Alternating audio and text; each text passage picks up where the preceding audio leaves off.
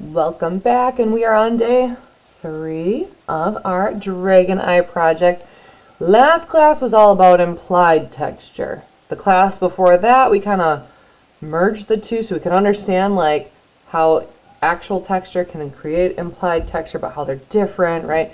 Today is all about actual texture. Ironically, we're going to be using paper to create the actual texture, which is interesting because a lot of times when we see implied texture, it's because it was drawn on paper. So meta. I know. It's just like, it's hard to handle sometimes. Just our brains braining so much. Anyway, we're going to be using paper, so let's go ahead and get out some paper for today. You can use a sheet of our nice paper as the base if you want to, but I would get out more like computer paper, like the copy paper, printer paper, or even notebook paper for the parts that we're actually creating texture with. So I actually have, this is just some real thin printer paper is what I've got over here. We'll also need scissors today, and we'll need some glue. Like a glue stick tends to work best for today. So go ahead and get those things out as well. So we are going to be making what's called a paper texture sculpture. To get to the link that I'll be showing as I'm demoing, it's right here where it says paper texture sculpture. It's kind of hard to say that. It's right here, and you can scroll on down, or also on our landing page, it's also linked under the homework column as well. So it's also linked right here. So feel free to find it either way, but that's what I'm going to be looking at as I create this. So essentially what you'll have by the end of class or before next class is something that looks like this. So you can see how it is paper, but we've done different things to it to create actual texture.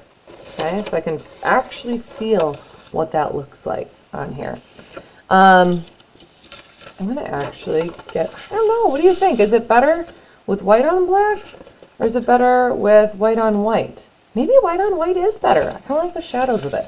I was going to do it the other way for you guys, but nah, I'm not going to. Okay, so, I mean, I'm still going to make it. I'm just going to do it white on white. I think I kind of like how it shows up better that way. Go ahead and fold your paper in half. We call this hamburger style when it looks wider, kind of like how a hamburger is wider, okay, versus, well, we also have to do a hot dog fold, so let's talk about that one right away too. So I've opened it back up. Here's a hot dog fold where it's skinny and long like a hot dog.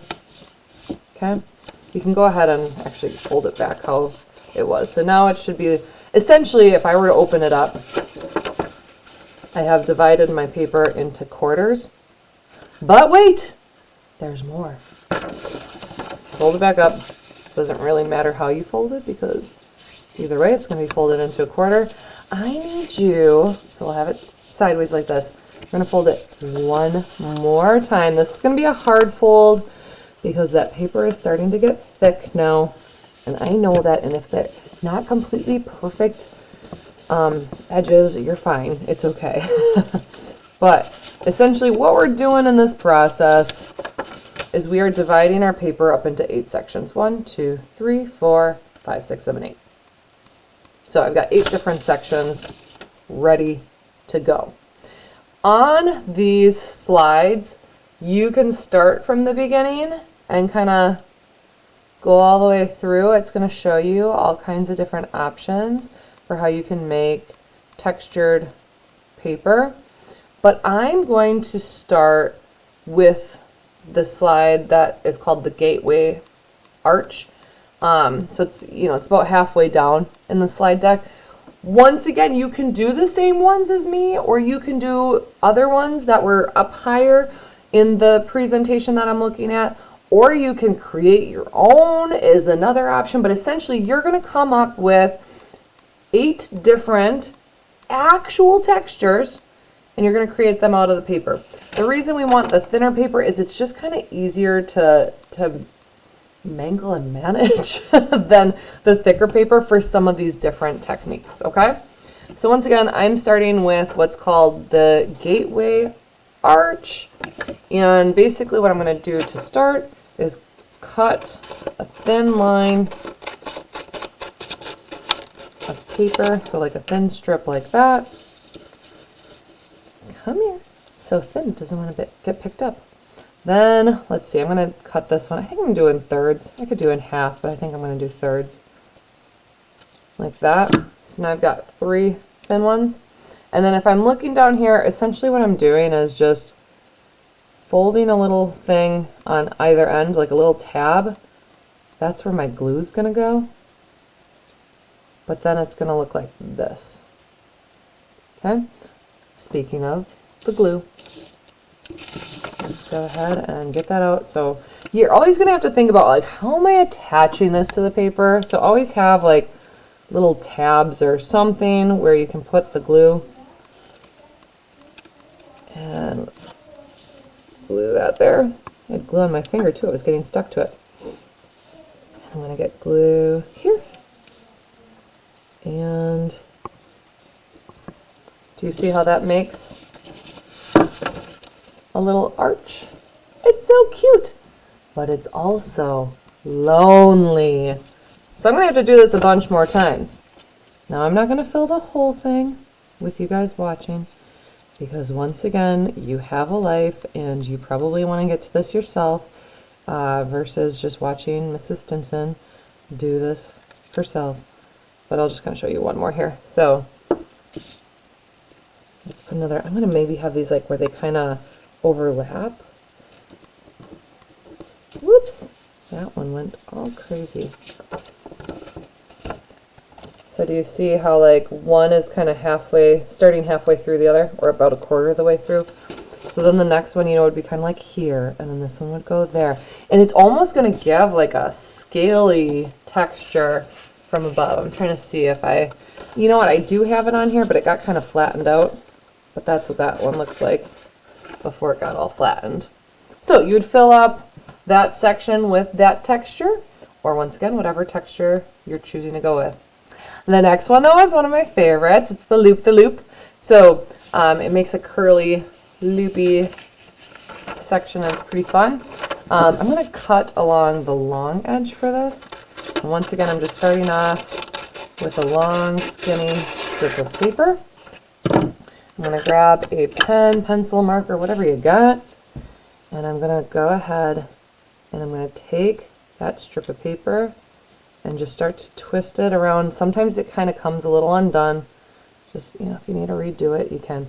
But essentially all I'm doing is twisting, twisting, twisting, twisting, twisting, and twisting some more around it. And then I like to give it a little hug with my fingers just to help it hold that shape.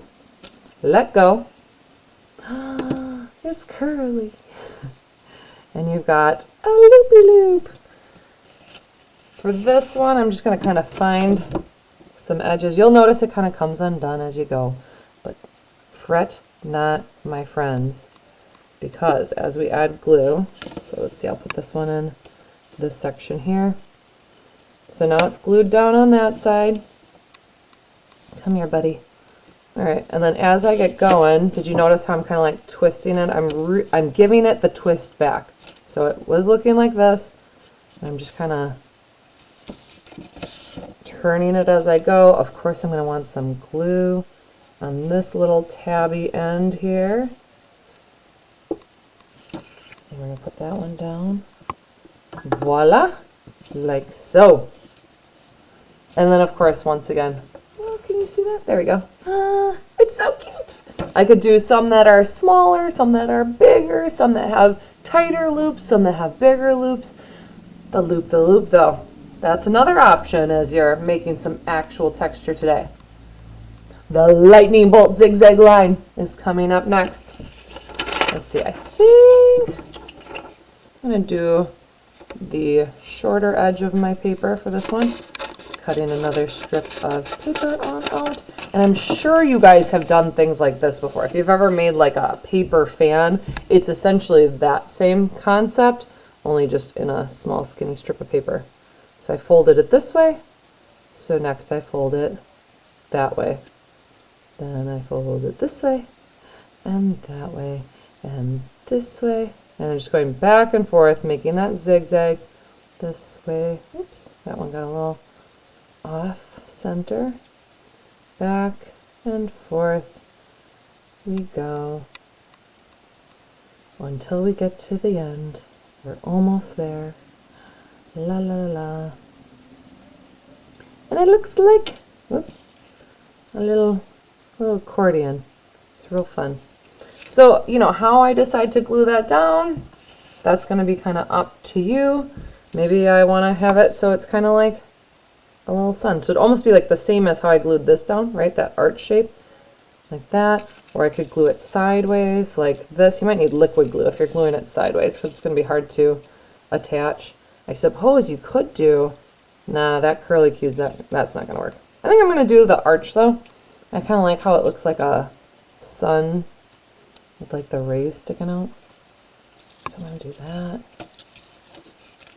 Come here, little guy. I need that tab to glue down. This one's being there. Okay. Cute. Look at that little guy.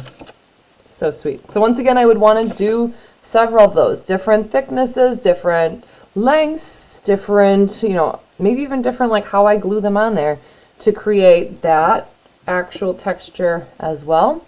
I'm going to do one more with you guys.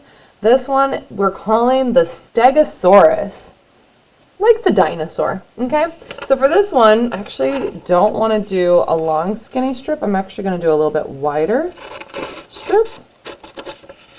And I'm going to make it about the same width as this box here. You wouldn't want it too long because it's, you'll see, you're going to want it to like fit in this space. But essentially what I'm going to do, oh, you know what?